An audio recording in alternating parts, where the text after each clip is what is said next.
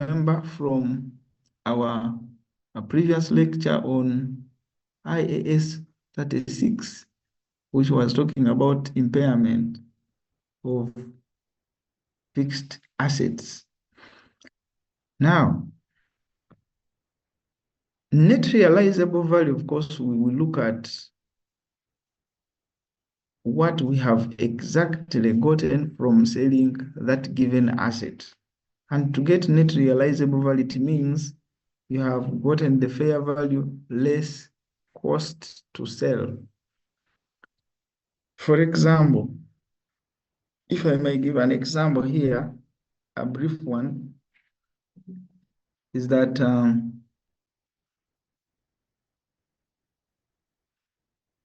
let me give an example here. An example here, we are talking about the fundamental principle says that inventory should be measured or stated in the financial statements at the lower of cost and net realizable value. For example, if the cost, let me first try to come up with a good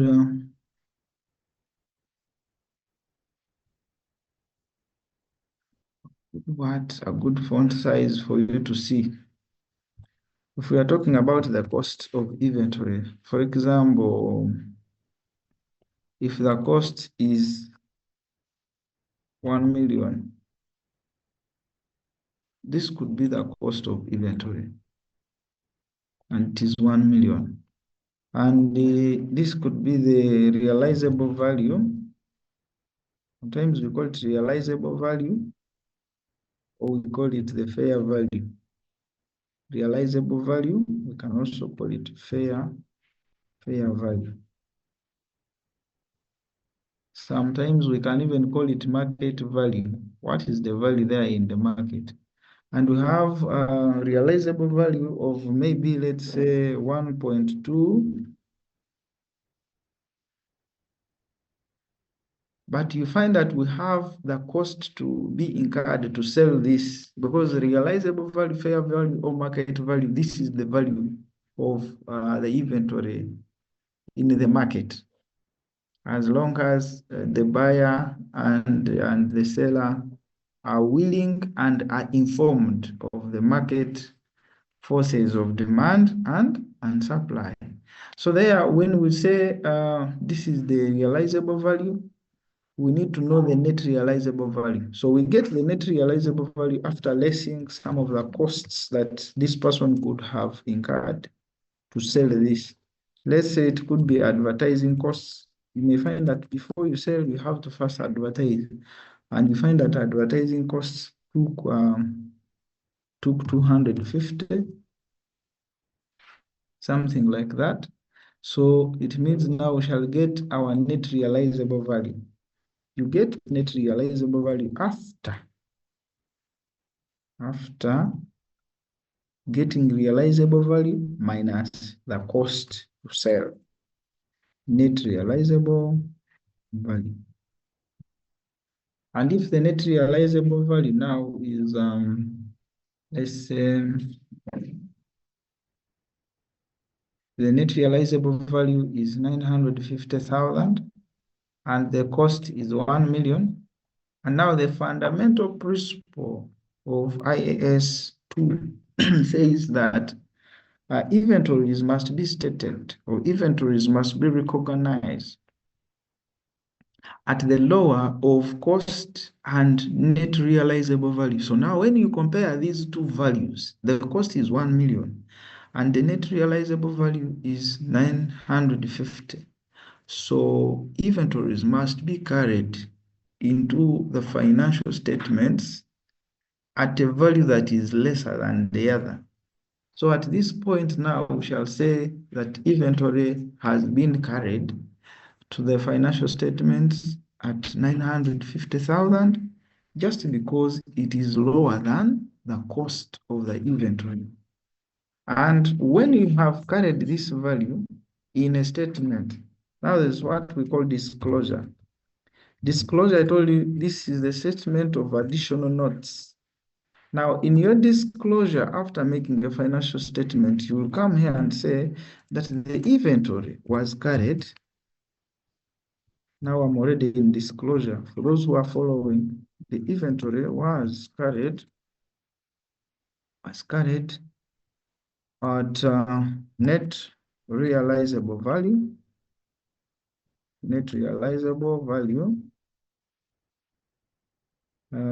because it was lesser than the cost of inventory. Was lesser than the cost of inventory. Full stop. So you find that this is a disclosure, because now someone looking at your financial statements prima facie, at the look of the financial statement, may not know which criteria you used to recognize the what? The inventory. So in your additional notes or disclosure notes or statement of additional notes, you have to bring it to show that this inventory was stated in the financial statement at the net realizable value just because it was lesser than the cost of inventory. You can go extra mile by even calculating the margin by which it was lesser. It was lesser than the cost of inventory by 50, I think this is 50,000, something like that, by 50,000. Now, under normal circumstances, this 50,000 that we are talking about, it becomes an expense in the income what? In the income statement. That one becomes an expense. So sometimes there's where net realizable value is more than the cost. You should also know that, like I've told you, when the 50,000 is lost, we can capture it in income statement as an operating expense, because now when inventory loses value, it is like the depreciation that we normally capture in the income statement as an operating expense. Equally, this one works as an expense. I'm also going to show you scenarios how inventory can be classified as an expense, because note that all inventories must be classified as assets. This is when we shall classify inventory as an operating expense in the business. So there is where net realizable value becomes more than other costs. For example, if there was no advertising costs, we are assuming then our net realizable value would be 1.2.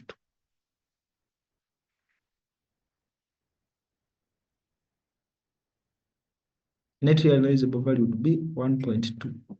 And therefore, we would record or would state or measure or recognize inventory at 1 million.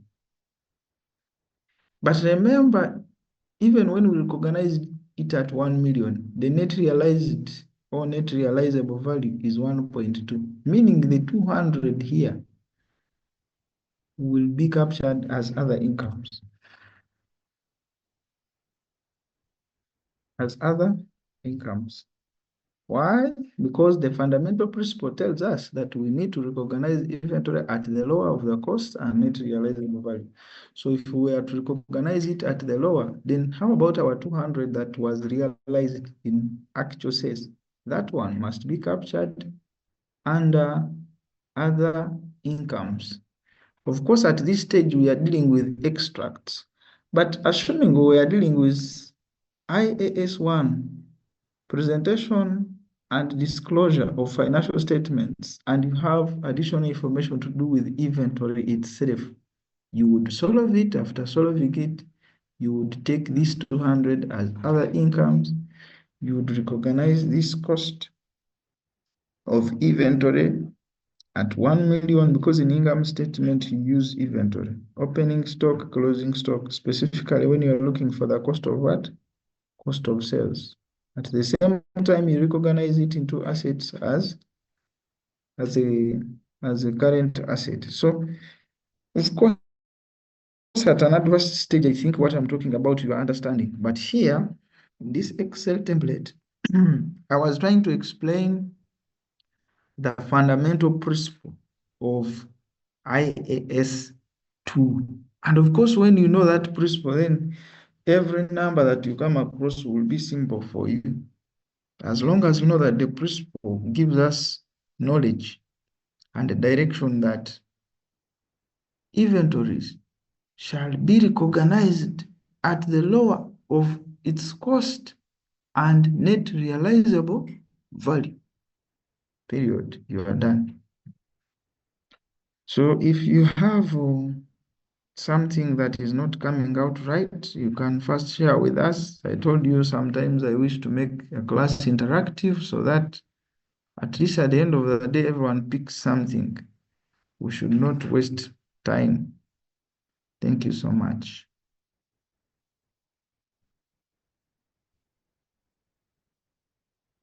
Now, those who are requesting me to record the lecture, it means you are not what? You are not attending. You logged in and slept. Now I want to record. You be active. No, sir, I'm not asleep. Just for future references. We are active, sir. We are very many. Yeah, like 10 here.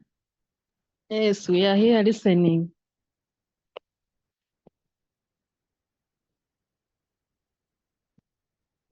If you are listening, have you gotten the fundamental principle of IAS 2? Yes, sir, I have gotten it.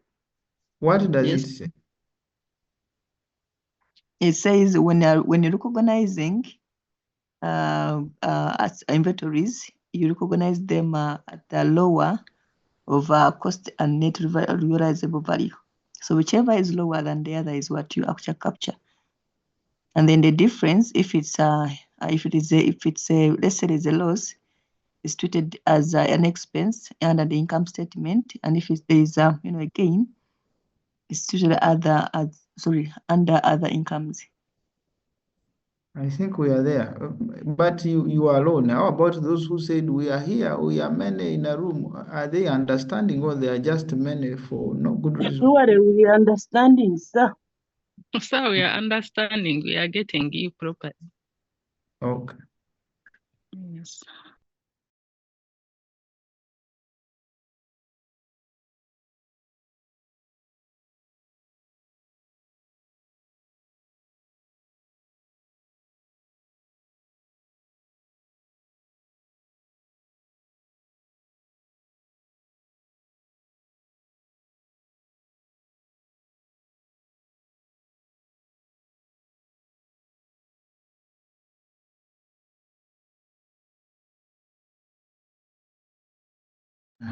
Now, after getting the fundamental principle, let me switch back to your notes and see.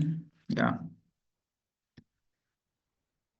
Now, it is also very important at this level now to understand how to determine the cost of inventory, because we may say cost, and people may not be able to understand what we are talking about.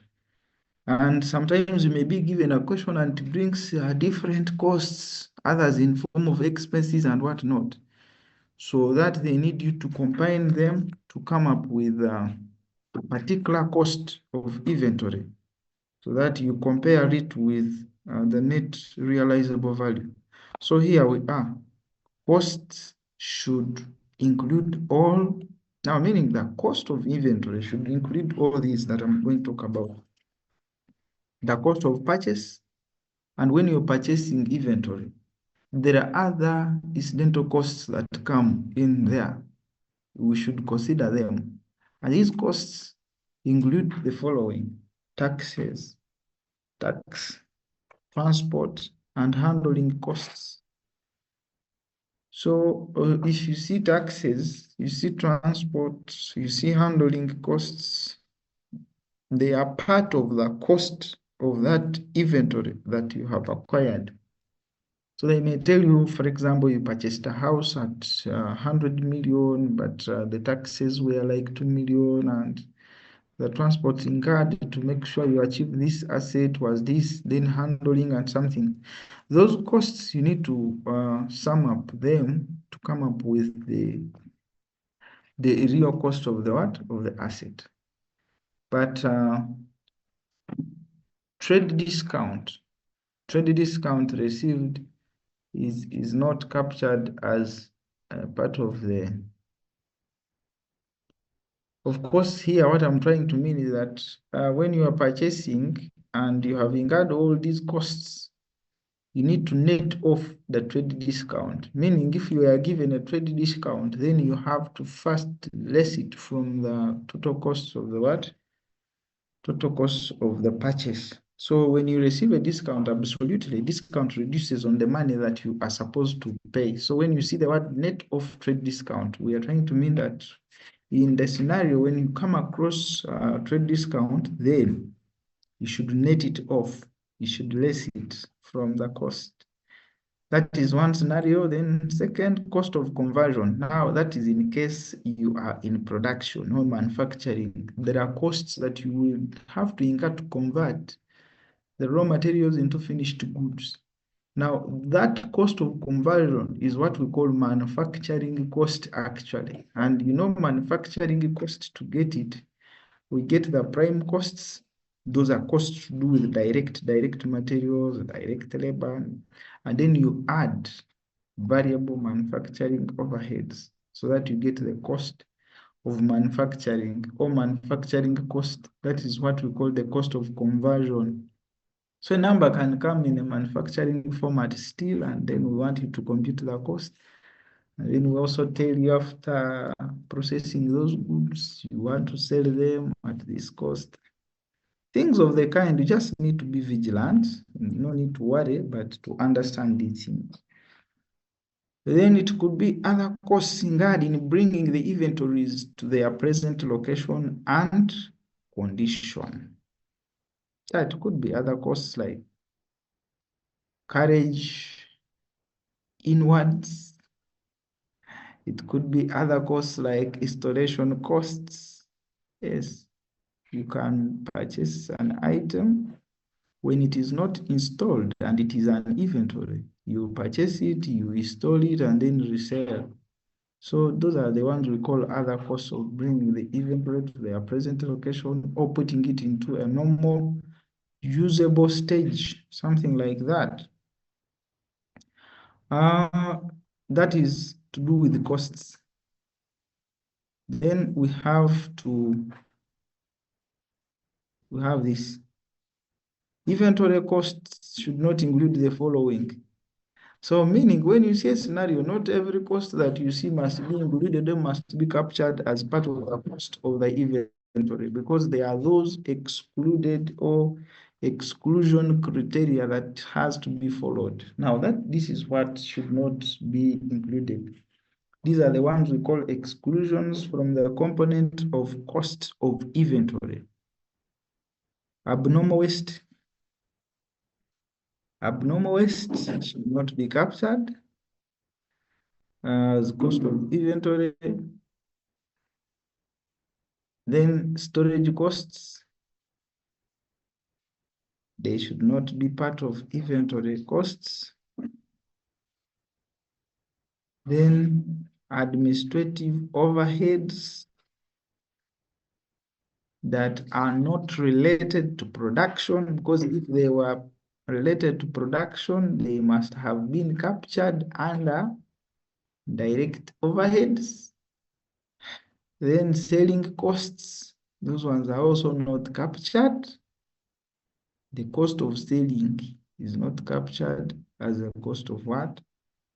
As a cost of inventory. Instead, it is a cost to sell. Then we have other costs, for example, foreign exchange difference. Yeah, you see, you may be buying from foreign countries and using a foreign currency, perhaps, so that when you are exchanging these currencies, you find that you have made a cost, you have incurred a cost. Maybe the difference has been in favor of the seller as you buy, you find that the difference in the foreign exchange is not favoring you. You have actually paid more than what you were supposed to have paid. That cost is not supposed to be captured under the cost of inventory. That is what we are talking about, foreign exchange difference. And I know if you are studying international finance, you must be knowing what exactly I'm talking about. There are foreign exchange differences that we get when we are exchanging currencies across borders, and foreign exchange difference may be in favor of the person who is buying, or it may be in the favor of the person who is selling.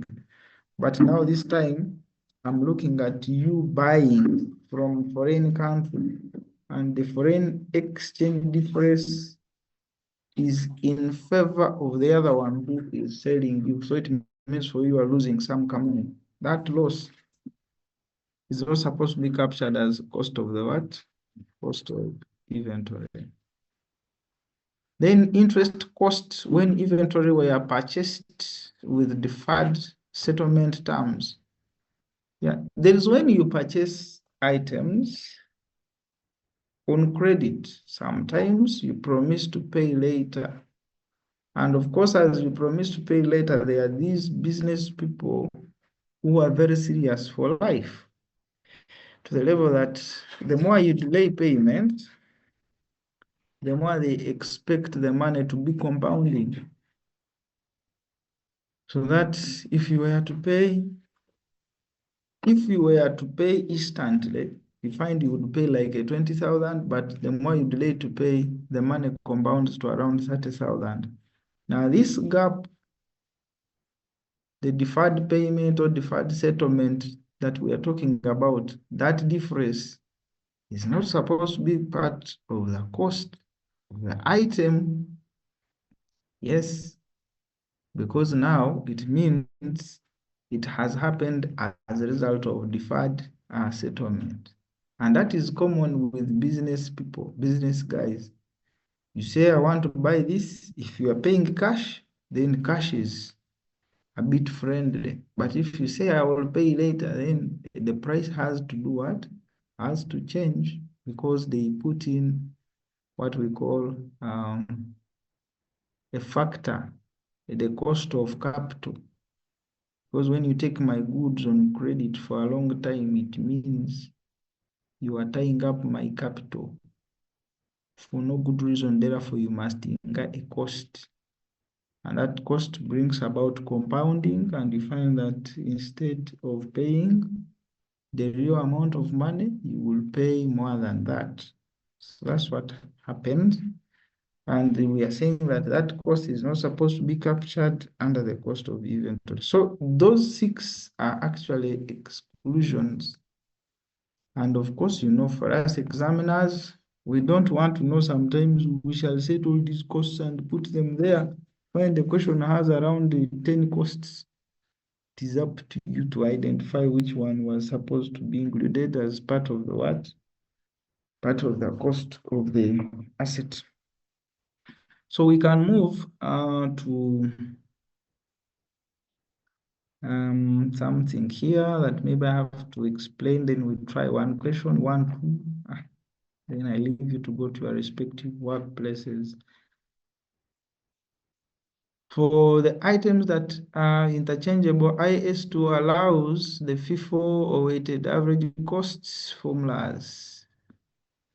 Now, this one is to do with valuation of inventory. When you are valuing inventory, of course, we have 3 methods. We have FIFO, LIFO, and weighted average cost method.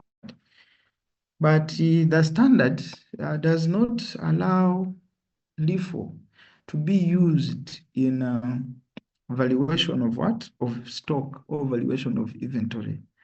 So according to accounting standard 2, it only allows FIFO, which is first in, first out, then weighted average cost, to be the authorized methods in the valuation of what? Of inventory. That is what we are talking about. Inventory can only be valued using 2 methods, and LIFO is excluded for reasons that LIFO used to get figures that were far different from the first two that we're talking about. You must have, I think, identified that in cost and management accounting, that really the three methods, one tries to deviate a little more than the rest, and that is LIFO. So it was excluded upon revision of the standard regarding the valuation.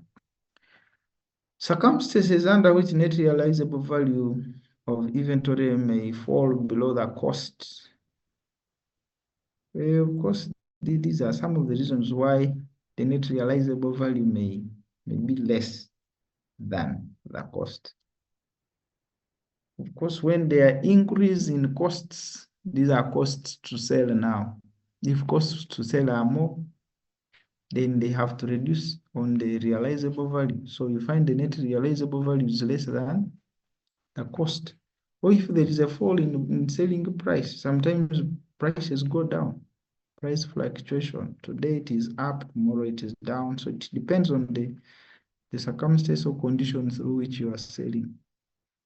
Existence of physical deterioration in the conditions of inventory.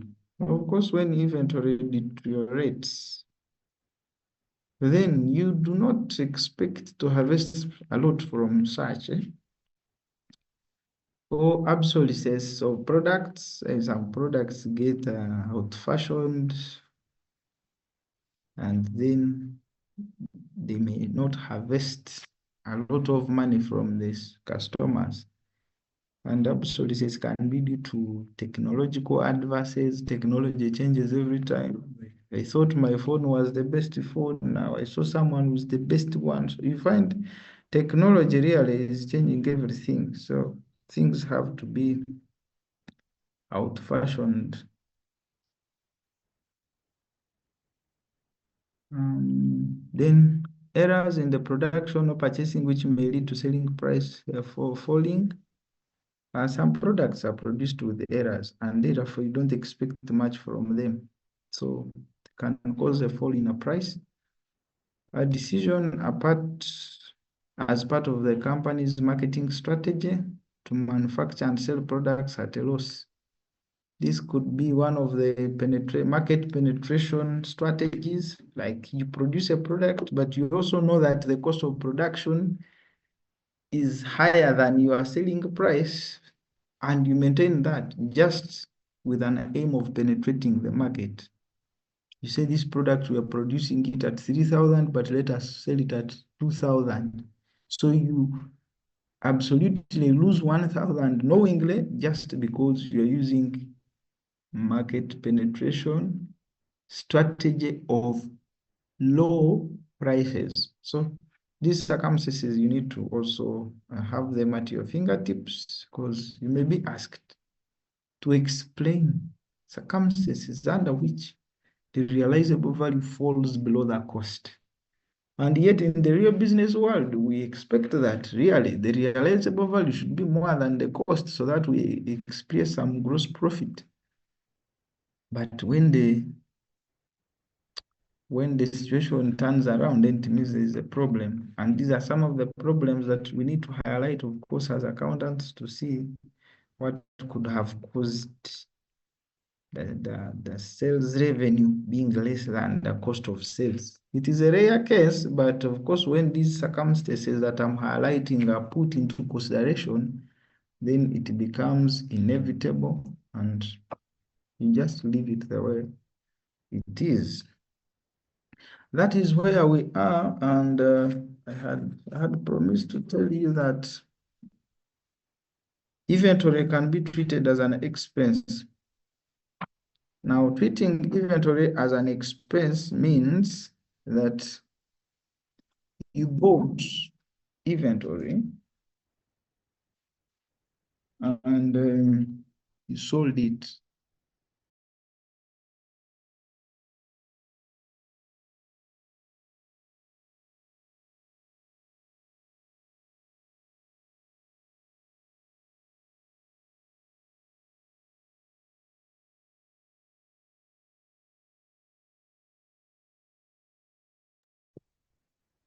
So what I'm talking about here, inventory, is that inventory can be treated as an expense in that year when it was purchased and at the same time sold. So now, let me come here. You remember matching concept? Matching concept, which says match incomes with expenses.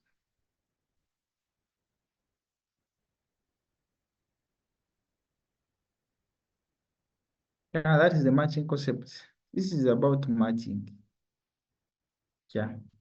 So if you bought inventory, purchased inventory, come here.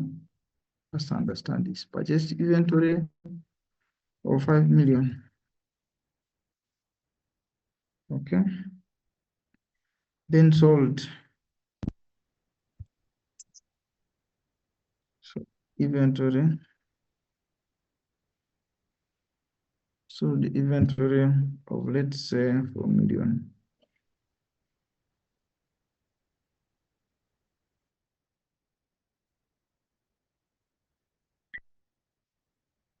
At the time, I'm going to explain this thing here. You just give me attention.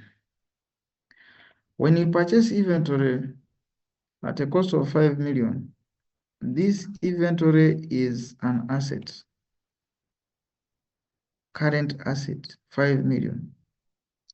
Now, when you sell part of it, you sell inventory of 4 million, okay? It means you have gotten revenue of 4 million. Actually, this one, we call it sales revenue. Sales revenue, 4 million. What is remaining on inventory is the closing stock. Closing stock of 100,000, I mean 1 million.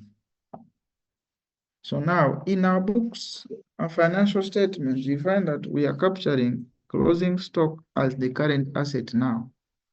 And we are capturing 4 million as the sales revenue.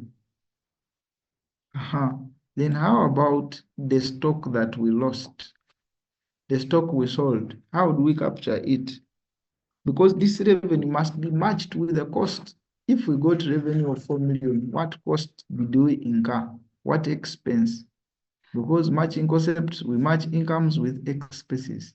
So you find that if you purchased inventory of 5 million and you sold inventory of 4 million, the inventory that you sold in that particular year is supposed to be captured under operating expenses, meaning the expense of purchasing it. The expense of purchasing it should be captured. But if you purchased it at 5 million and you have sold only 4 million, it means you are going to capture an expense of 4 million because 1 million is still here as closing stock. We cannot just say everything was an expense. So there is a situation where inventory can also be captured under operating expenses, especially when it was bought and sold in that very particular financial period. Otherwise, that is what it means. They can ask you circumstances under which inventory can be captured as an operating expense. And the circumstances symbol is when inventory is purchased and sold in that very financial year. Because we are trying to follow the matching concept. Yes, which says we match incomes with expenses. Because now if we have sales revenue of 4 million, that is an income. Then which expense did we incur to come up with this income? The expense was the other inventory that has been sold off. And the one that has remained now is what we shall capture as our current sales. Thank you so much. I'm going to project this question. You'll be reading it as we plan to solve it. perhaps I'm going to ask you what you understand from the question, and then you share with me. So try to use your brains to interpret that question.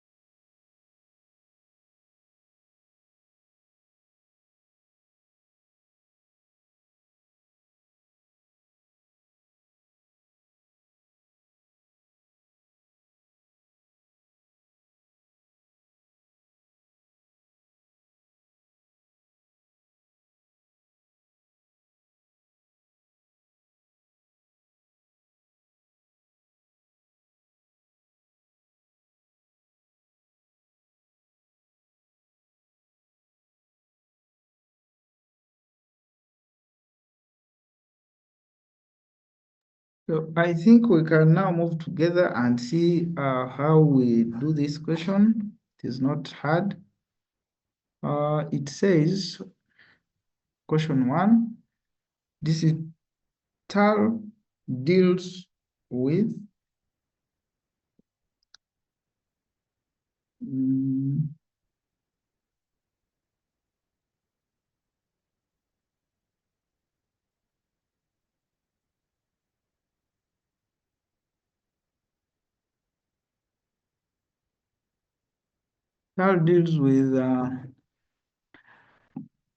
deals in distribution of general merchandise in Kampala. That's what I can see here. Let me try to expand a little bit. In Kampala, the company has been growing over the years and has expanded to the neighboring districts of Kampala. Included in the inventory of TAL 31st March 2000.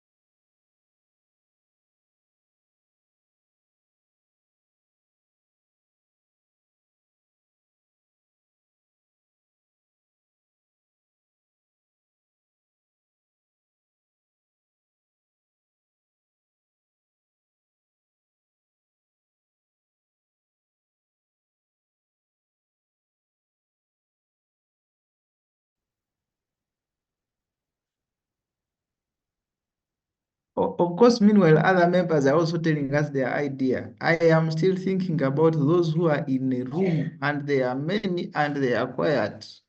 I cannot We are understand. here listening. Or you are just listening, you can't give us your contribution, and you are many. We could give, but the question is out now is not displayed on the screen. Now we need to go back and read there.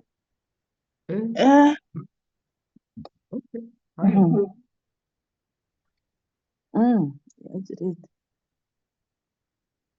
Let's read.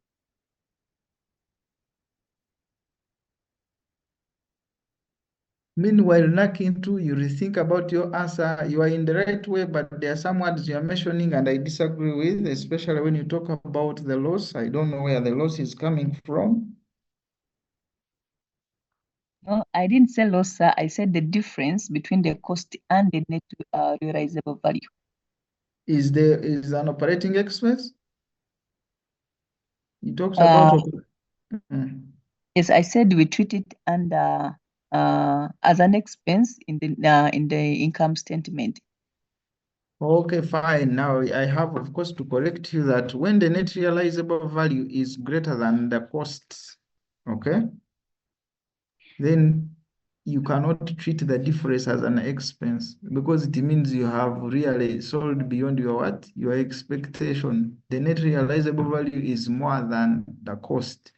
So meaning that for us, we have to record the inventory at the lower, which is the cost. Then the other money that is greater than the cost which was realized will be treated as other incomes. What you are explaining happens when the cost is greater than the net realizable value. I hope you'll get it when you rethink about it. Yeah, you're right. I actually missed that. Okay, fine, I've fine. captured it. Okay. Those who said they still want to see the question projected, I think those are just excuses. These people. But anyway, it's fine. You have gotten what we have talked about. I can project the second question.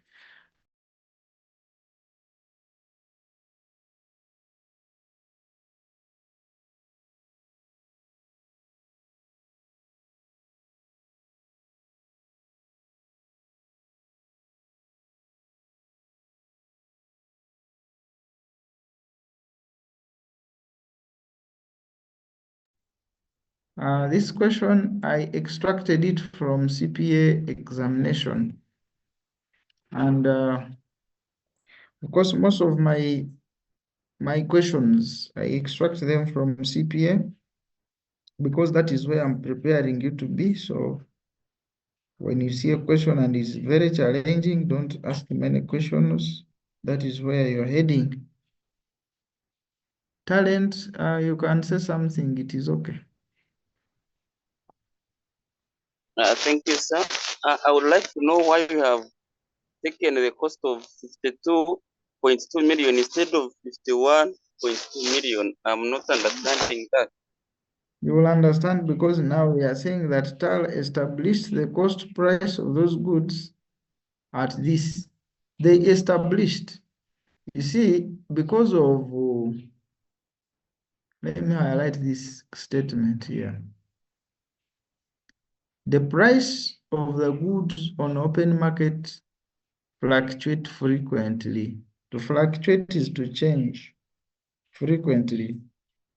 So, of course, they had previously just at 51.2, but then due to the changes of the prices in the open market, now they established the cost price to be 55.2.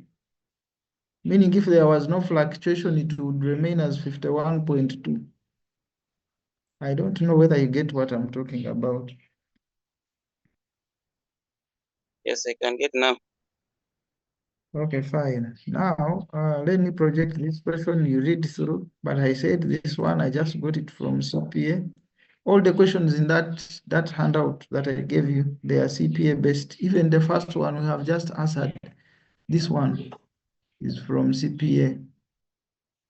So let me highlight this for you and you read it and then see if you can understand something.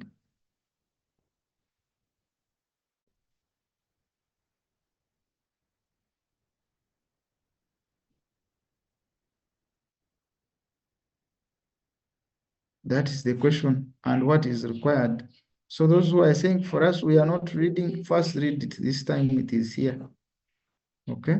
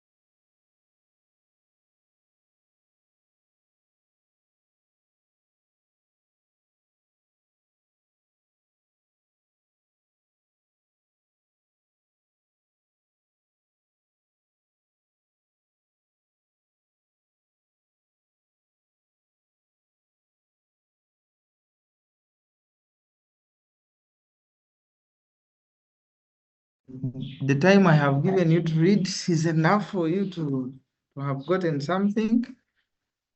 Question 3. Jonathan operates a general merchandise shop. That's what it says. In Kalembe Market on 18th June. Mark those dates very well if you want to follow this question. You see, CPA questions, they look small, but they need a lot of mind. On 18th June 2018, the market was gutted by fire and 3/4. The market was gutted by fire and 3/4 of his merchandise was lost. You see what they are talking about? 3/4 of his merchandise was lost, but we don't know how much was the merchandise. We don't know, actually, we don't know how much of the inventory got lost. Because already we don't know how much inventory was there. So we need to follow. And they are saying the remaining inventory was partially destroyed. On 18th June, remember. Now again, here the question again goes and say, on 1st of March 2018, the stock taking exercise valued inventory at 12.5. On March 2018, the stock was 12.5. Purchases from 1st March to 18th June amounted to 85 million. I don't know who can interpret for me this thing already. Because if you are not steady already here, you can be lost. Who can identify for me opening stock, then purchases?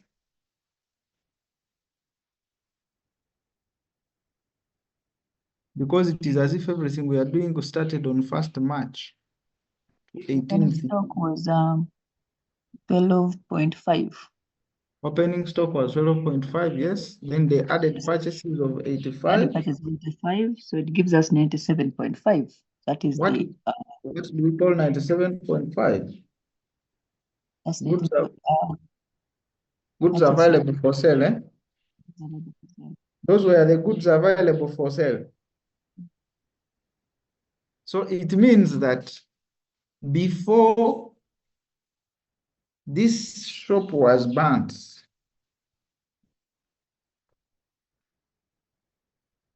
let me also understand it very well. That means that goods available for sale was 97.5.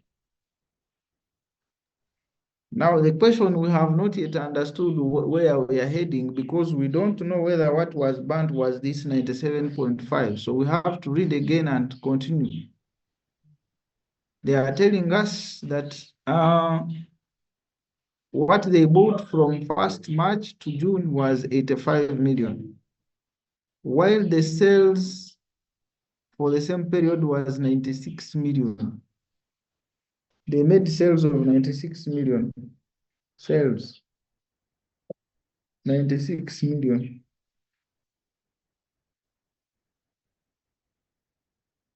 So that one means that the 96 million was sold before goods were burned. That is to my understanding. Because if goods were burned, there is no way they would sell 96 million.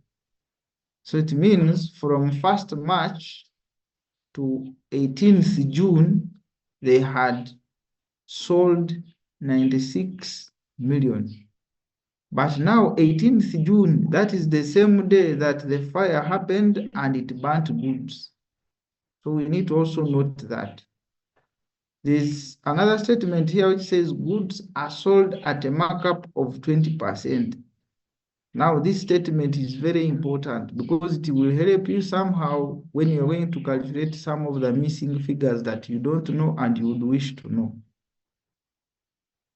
Now, they are saying the inventory which was partially destroyed by fire can be sold for 1.8 million. Now, that is the realizable value for the left good. Realizable value is 1.8 million. Those writing can be writing somewhere. You call it realizable value 1.8 million. Now, costs expected to be incurred to sell the partially destroyed inventory include delivery costs and repacking costs. Now, these are costs to sell. Costs to sell. Also note them somewhere. And then you come to the question required. And you see, CPA puts little marks, but I may put for you more than this, just in case I bring a number of such a kind. But of course, CPA, even 1 marker, you have to sweat for it. That's why you are seeing 1 mark, and getting it is not easy.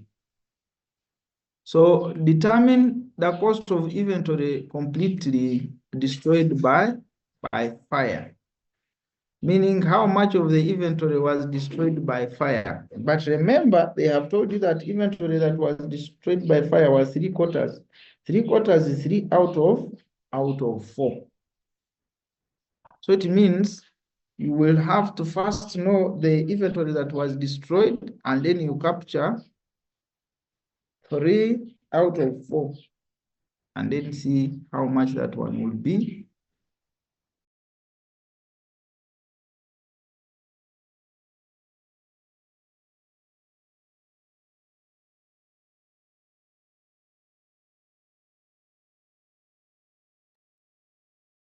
You also have to know the cost of inventory that was partially destroyed. 1 mark.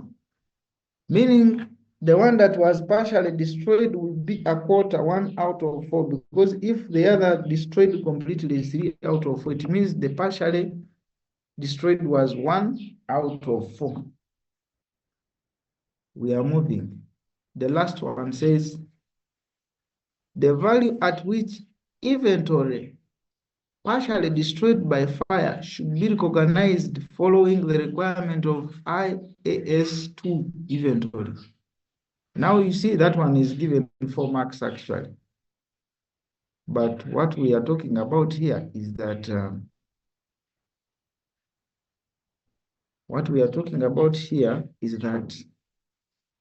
we cannot know all these before we know exactly which inventory was set on fire. So there we need to be vigilant here, because now if someone tells you that in store there was 12.5 and then they purchased 85 million, that one gave us 97.5, and they tell you that in the same range they sold 96 million, then after they tell you on the same date of 18th June, things caught fire. The question must be in your head, did these goods catch fire after selling or before selling? The truth of the matter is that the goods caught fire after selling. That is to my understanding. It means they had 12.5 in store, they added 85 million of the goods, then they got goods to be sold of 97.5. 97.5, they sold 96 million. So in a normal understanding, what was left is what was set on fire.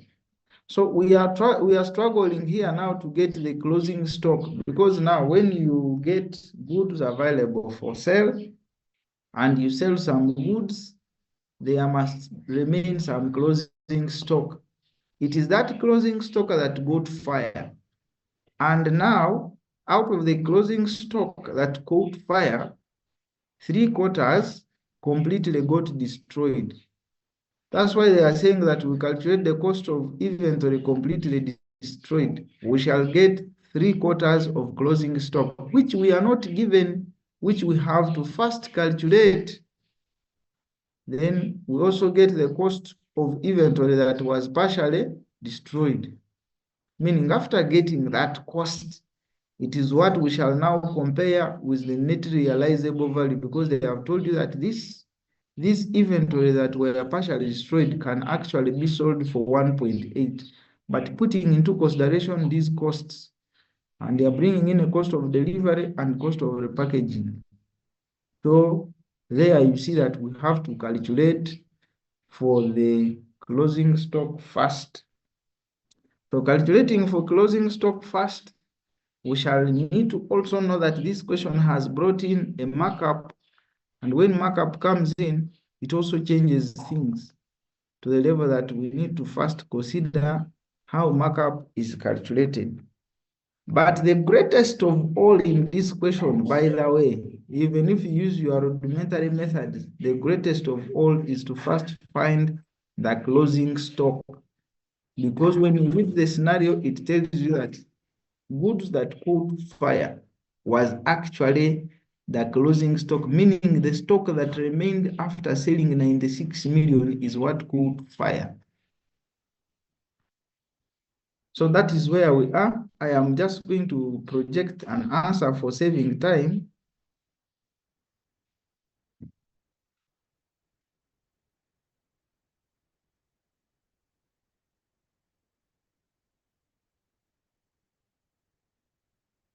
I'm going to project this answer for saving time so that we save some time. You either screenshot or do what is necessary. I'll explain a few components. You go and follow it up, and then you'll get what I was talking about, because the good thing, I have interpreted the question.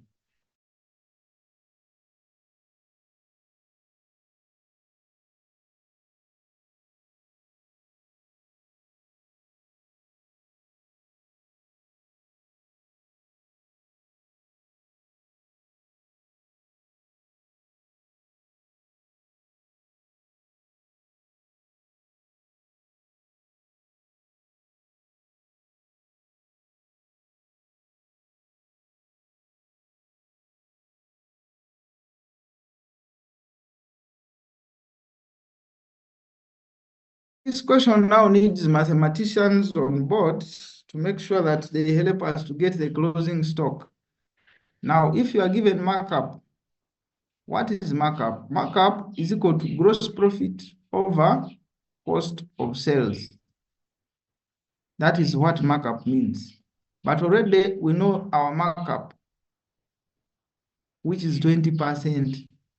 So 20% is equal to gross profit over cost of sales. Now, this time we are looking for cost of sales, and we are saying let cost of sales be X.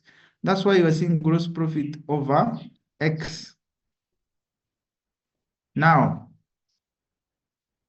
gross profit over X, by the way, even we don't know gross profit at this level. But we cannot have two unknowns in one what? In one formula. That's why we are first hiding gross profit, but we are concentrating on cost of sales. The major aim of doing all this is to get the what? The closing stock. Now, it means here, if you say gross profit over X, here you should also say markup over 1. So that all sides are having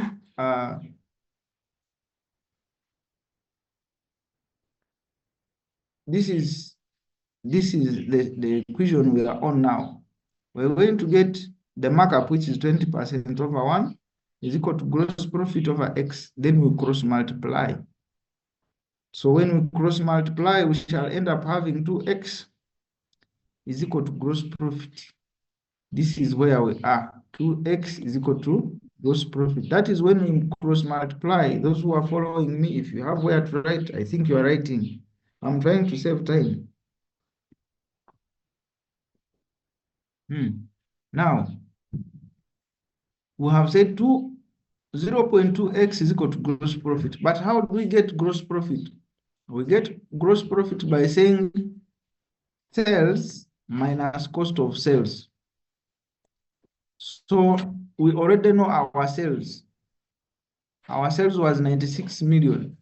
What we don't know is again cost of sales, which is X. So we shall get our 96 million as sales, we rest X. And now To collect like terms, this X is supposed to cross equal signs. So that we get 1X is coming and it is a negative. When it crosses, it becomes a positive. So 1X plus 0.2 will be 1.2X is equal to this one here, which is the cells.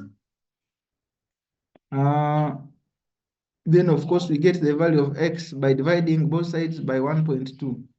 Then X will be 80 million here. And the 80 million X we are getting is the cost of sales. So we have so far gotten the cost of sales, but using the markup, these are simple mathematics that you need to understand.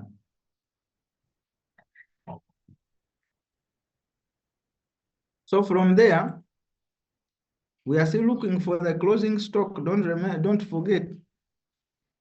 And since we have gotten cost of sales, it is okay. So to get the gross profit, because now we have gotten cost of sales, but we have not yet gotten gross profit. That's why I said in this, when we say markup is equal to gross profit over cost of sales, we don't have cost of sales, we don't have gross profit. But we get one by one. Now that we have cost of sales, we can easily get gross profit, because we know that gross profit is equal to sales minus cost of what? Cost of sales. So if we have sales and we have got cost of sales, getting gross profit is very simple. And gross profit is now 16 millions. You see that highlighted thing.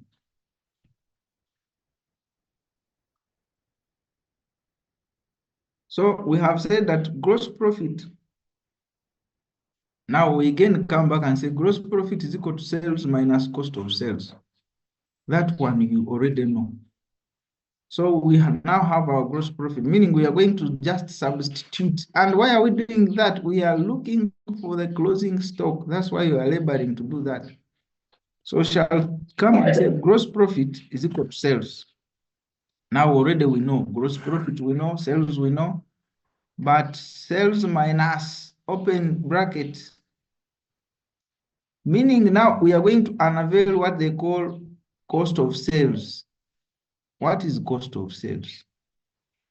Cost of sales is equal to opening stock plus purchases minus closing what? Closing stock. This one you know.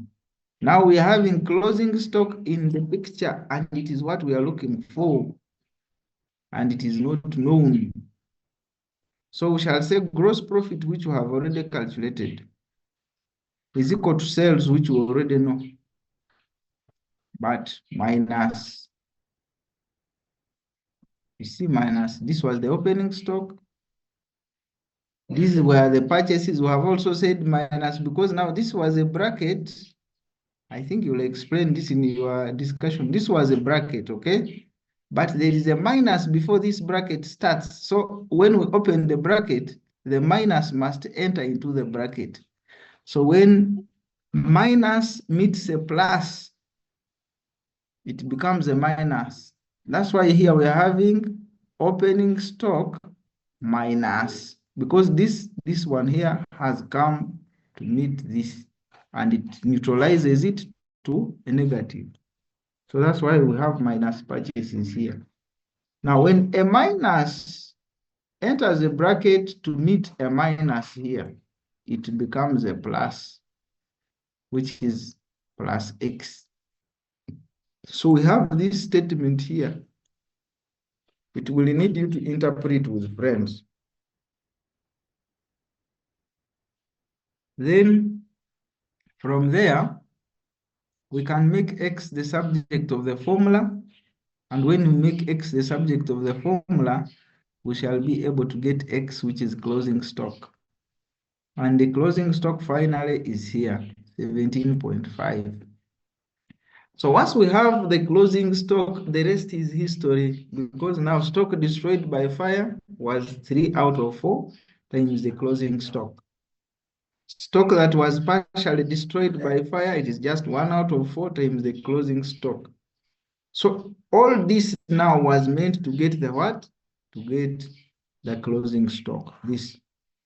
Now, if you can use other methods to get the closing stock other than this, depending on the accounting that you have learned, it is very fine. I have no problem with it.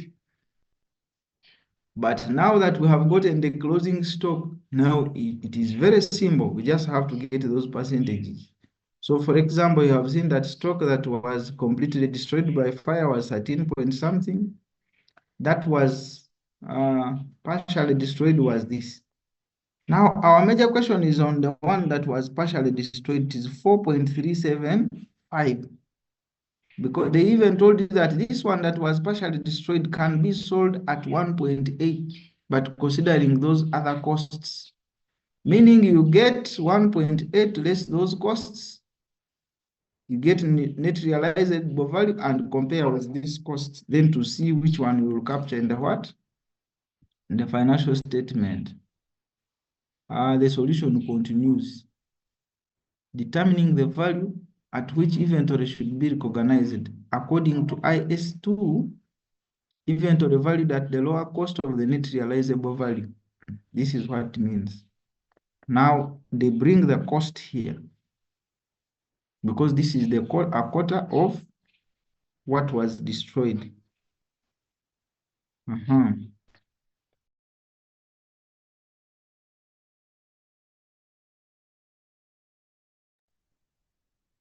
So the realizable value 1.8 according to the question, then you less these other costs, and finally net realizable value will be 1.5. Then the value of the cost is 4.375. Compare it with 1.5. Of course, 1.5 is lesser. Then the lower is 1.5. And there is a statement here which says, so the inventory which was partially destroyed, it should be recognized at 1.5 because it is lower than the cost. So I want you to do what? To read and discuss this question as a group. Anything can change from the question, you just need to understand. Otherwise, for now, I think we can stop here. The other question remaining, you can also discuss for your own understanding. But what matters a lot is to know that the fundamental principle of IAS 2 says that we recognize inventory at the lower cost of, at the lower value of cost and net realizable value. It is fortunate that this question had a lot of tricks just because of the nature of the setup and depending on the level, but to your level, someone may flex a bit to remove some of the unnecessary complex areas. But what matters is you to understand that really we take the lower of the cost and the net realizable value. Not forgetting